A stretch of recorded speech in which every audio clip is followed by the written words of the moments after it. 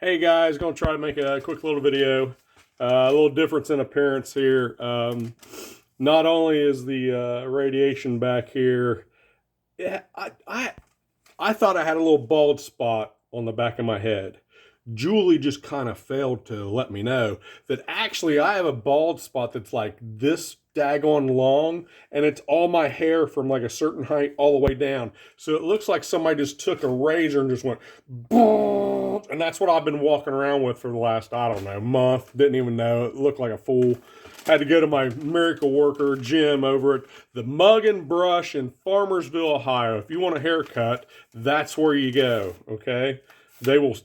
Look what they do for me. Also, I had to get rid of my mouth mullet because the radiation, I think you can see it on the last video I shot, is, well, half of it was falling off my head. So, yeah, we just went ahead and took it all off, and it's a new look. It's Tuesday. It's my best day of the week, as you can tell. I still have my side effect cough, which is a pain in the posterior, but it is what it is. Let you know, last third, I have to go through this testing. We'll do a little catch up here real quick because I got notes. I got some important shit I want to get up, important stuff I want to get out there. I have to go through a series of testing to see if I am eligible for this bone marrow transplant, if my heart can stand it, if my lungs can take it. Excuse me. God. Also, they want to know if I'm responding to treatment as far as if I have lymph nodes up in my chest cavity and stuff that are blowing up. At some point, we just have to either, hey, this is going to work, or enjoy what time you have left. And so we're going through some testing. I will tell you that I noticed a big bump today. Right there, you can feel it through the t-shirt. Julie says I've always had it. I call BS on that. I know when I have bumps that are new because I know things. And I think she's just being hopeful. Nothing wrong with that. So anyway, that's where I'm at. Last Thursday, I went in for my heart echo and the bunny man echocardiogram. And I was in AFib, heart rate 140, all over the place. And I ended up in the emergency room for the rest of the night. I don't think that's a passable score on the heart test, but who knows? The doctor says they're more worried about seeing if I have any activity, cancerous activity, like swelled up lymph nodes, because that's going to let them know if I'm responding to the treatment that I'm on. And as bad as this treatment has been making me feel, I don't think I'm responding to it like I haven't responded to a daggone thing in almost 3 years. So, God, if you're listening, it's fourth down. Anyway, okay, we got that caught up. I want to make a mention of some things. Anybody that knows me very well knows that archery is kind of my thing. Me and Julie have been in archery for, I don't know, as far as competitive archery, for about 12, 13 years. I believe that we've developed a pretty solid reputation in the archery community. We have two businesses in archery. Neither one of us make us a dime. They are absolute money sucks, like to the tens of thousands of dollars. But it's what we do. I'm a tremendous believer in archery and what it can do what it can do for youth. Especially, I don't want to say troubled youth, but it's a very independent sport. It's a very cerebral sport. You can't blame somebody for missing a tackle or a block. It's all on you. And it is a very successful character and mental toughness developing sport. it's a perfect sport as far as I'm concerned. I don't care if my kids started at the age of 3. They started competitively at the age of 6 and 8, 5 and 7, something like that. And I don't. If you're 90 years old, you can still do it. I got a low shoulder here, which is keeping me from it right now. But we can fix that. But anyway, in life, man, it's all about surrounding yourself with good people. And if you are good people want to be around you. And we have a couple guys that have absolutely salvaged our team. And in this moment of crisis where Coach Heath is AWOL more often than not, and usually Coach Julie's taking care of Coach Heath. And these kids have been through a lot. We had a really bad experience with an archery shop that it took our team from about 56 kids down to like 10. And actually the shop that we currently shoot out of so we can have an indoor range is being in the process of being sold. The word is that we will still be welcome at that shop with the new owners, but you know when you finally know. So fingers crossed, because we love where we're at, and I think we have a lot to offer. And so anyway, we had a parent and a stranger show up, and they have bailed me out. The parent is Brian Klein. He has taken it upon himself to go out and get certified as an archery instructor. The other is Wes Gordley. Wes Gordley, I think I met him at Archery World USA. I really don't even know. We just kind of run in the same circles. And Wes is an archery guy through and through. Same deal. He went out. He got his instructorship through the S3DA. They're both Safe Sport 80'd. They've done everything that they need to do to be completely legit. And sorry for the traffic noise here. I'm out in the garage, but trying to get this lawnmower, going. Maybe I can mow tomorrow if I don't feel like death. But they have stepped up, and they've just filled in for me and Julie way beyond any expectations. And I don't really recall asking them to do it. They just saw what needed to be done, and they did it. And like Wes doesn't even have a dog in the fight. He's an archery guy.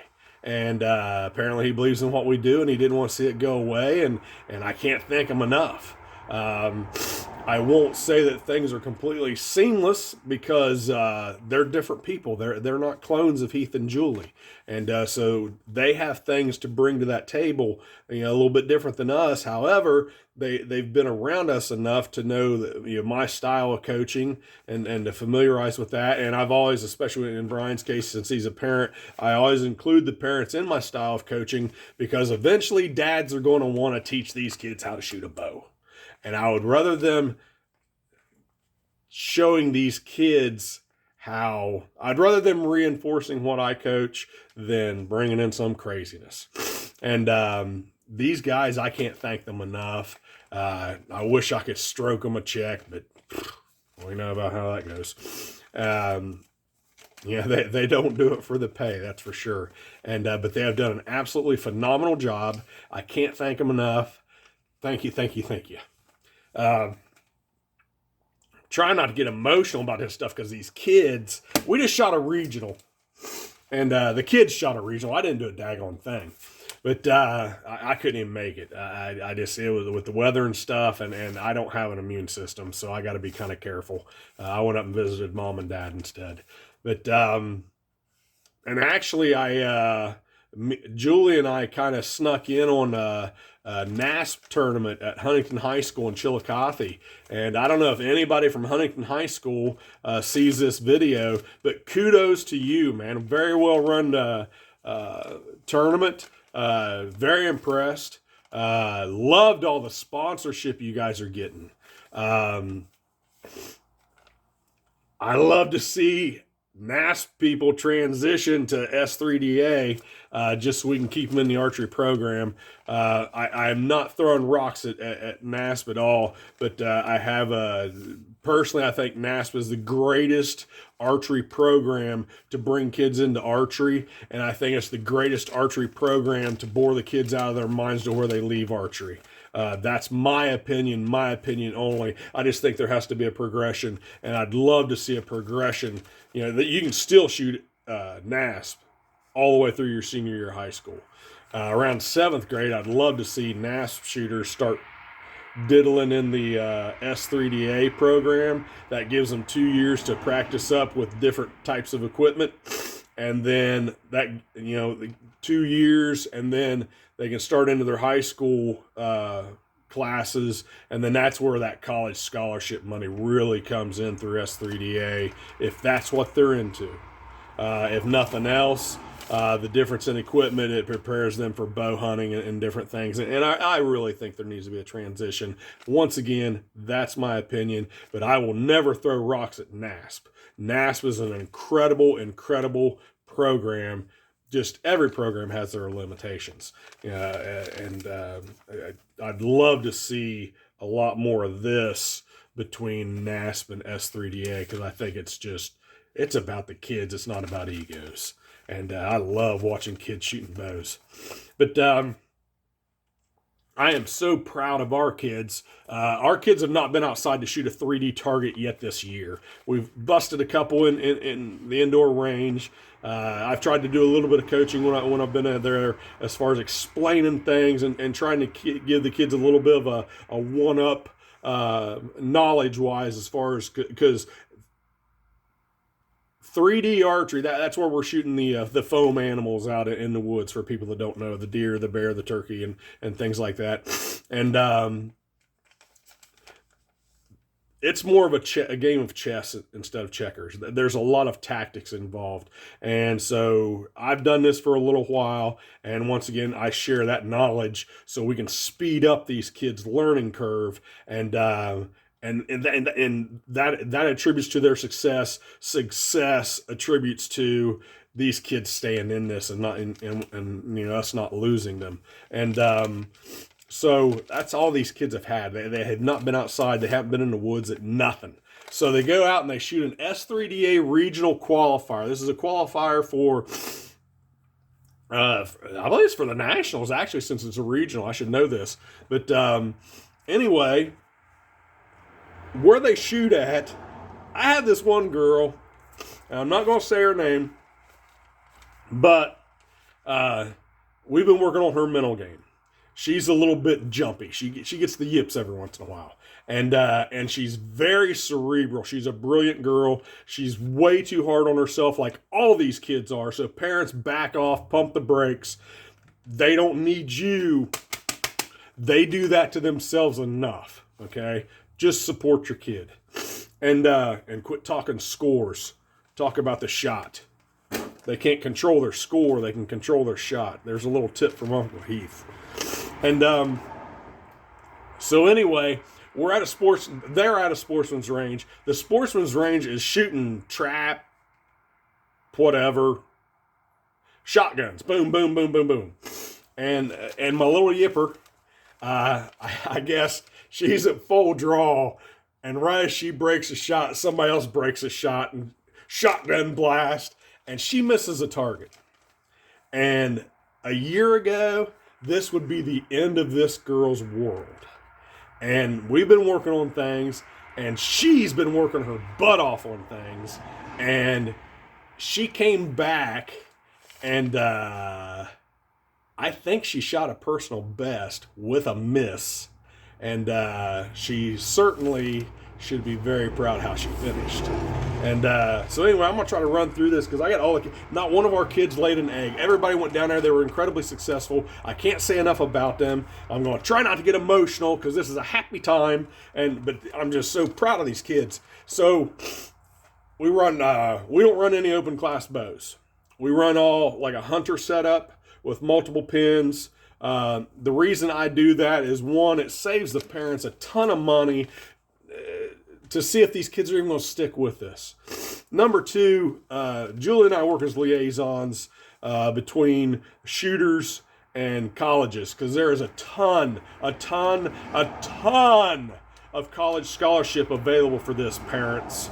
And the problem that colleges have is they can find all kinds of shooters that can shoot an open class bow, and that's, the scope, the magnifying lens, the big long stabilizers. Any pictures you see of me, that's what I shot.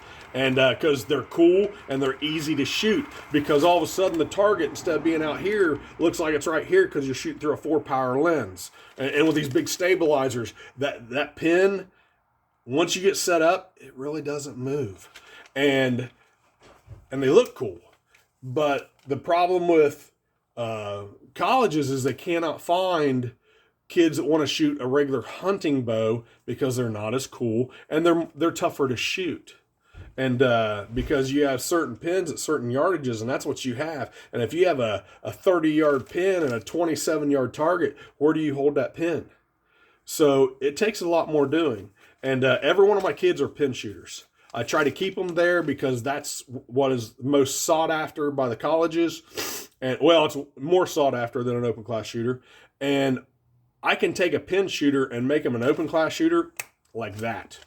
It's an easier bow to shoot. I can't take an open class shooter and bring them back to pins and like that. It's tougher. So enough of that. Get off my soapbox here. But anyway, I'm going to try to read this because I don't have my spectacles. But we had in the Eagle female pins, and I should know the ages for this stuff, but I don't.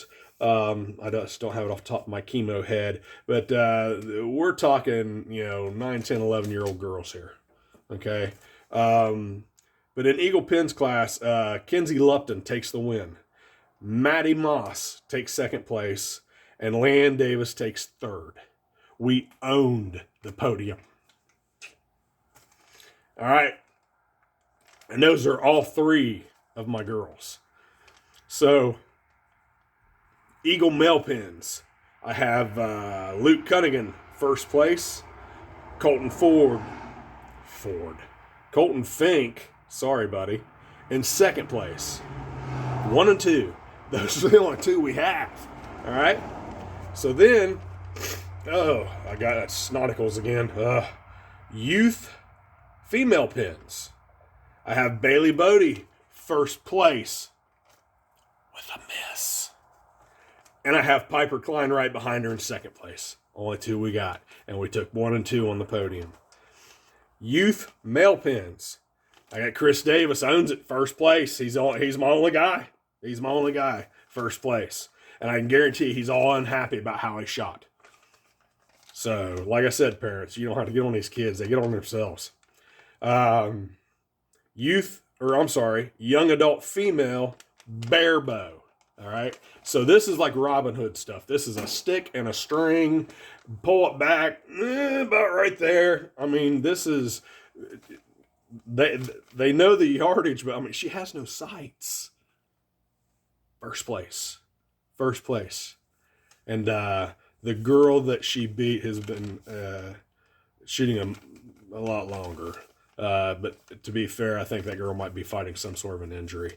But taking nothing away from well, I didn't even say her name. Lauren Oosterbaan. Sorry, man. Almost gave you no respect at all there. But first place for Lauren. And all these kids, they just started shooting. This is, I guess maybe this is maybe their third year of competition that they're just starting. But I mean, it's been very limited because we don't shoot that many tournaments. We don't go all over the place. We kind of stick with S3DA and some local stuff, and that's it. And these kids are just tearing it up. And then we have young adult male pins. Matthew Stewart, second place, behind a national champion who's been shooting for years. So don't be beating yourself up, all right? And I know we had some personal bests in here. I don't have that on top of my head. I am not Jim Coombe, bless his heart. he can rattle all this stuff off like it's nothing.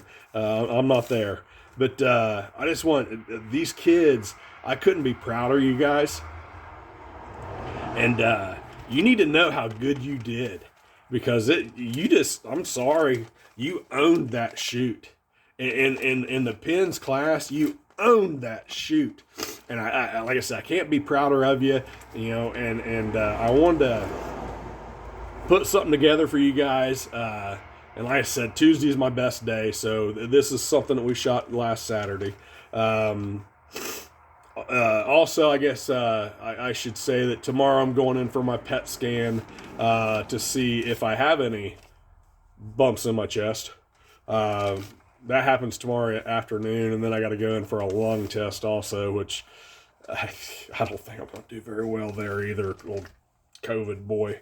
But say a couple prayers for me. I could use them. God, I could use them. God, I could use them. But these kids, my parents are awesome. Everybody has stepped up while me and Julie have been occupied. Hopefully this stuff clears up and we're no longer occupied. And I think my nose is running. I'm sorry. And but I just can't say enough. I can't thank Brian and Wes enough. You guys, I mean, because these results, keeping these kids together, herding these cats, keeping these kids from losing their minds and staying in their mental game and staying in their shot, and whatever. Who's beeping their horn? My neighbors can probably hear me, but Brian and Wes, you did that. Good job, and I'm going to get off here because this video is like stupid long at 22 minutes. And I don't want to start like crying and crap like that. So thank you, everybody. Kids, be so proud, man, because I'm to the moon right now. And great job. And I'll see you on the range. Stay grumpy.